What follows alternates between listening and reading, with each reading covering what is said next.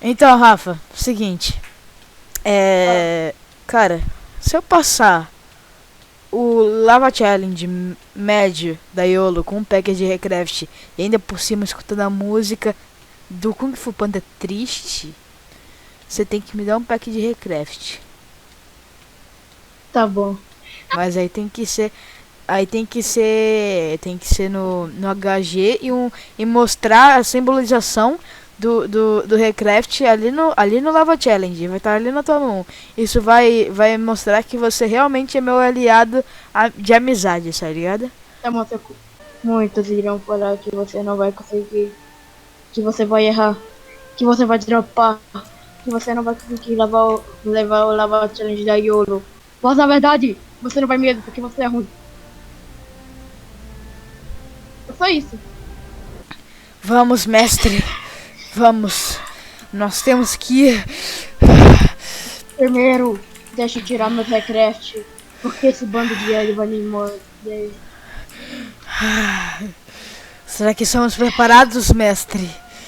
Não, mas dane-se também. Vamos! Eu vou fazer isso, mestre. Nem que seja a última coisa que eu tenha que fazer na minha vida. É como se você morresse de Minecraft, tá ligado? Mestre, eu irei passar. Eu não quero que você passe, porque você é muito ruim. Obrigado, mestre! De nada, aluno. Vai lá e morra de novo. Tá bom, mestre. Você vai morrer. Morrer de novo. E depois você vai morrer de novo. Mas eu não morri nenhuma vez, mestre. Eu não faleci nenhuma vez. Por isso que eu acho que eu vou passar. Eu também não. Eu também nunca faleci na minha vida inteira. Mentira, mestre. É verdade. Mestre. Isso é muito ruim. Esse vídeo tá sem sentido. Mestre. Mas você é meu mestre, filha da p... Ah, é?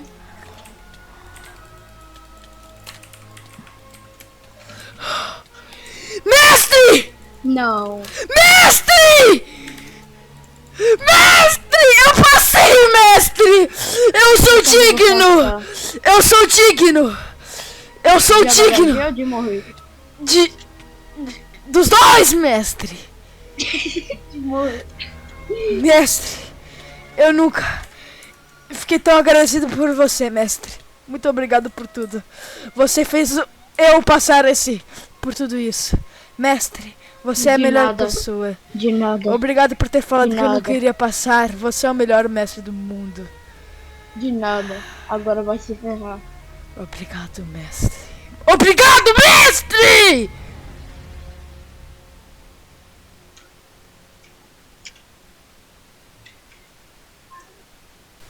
Nossa, que sincronizado. A música parou bem na hora que você acabou. Que legal.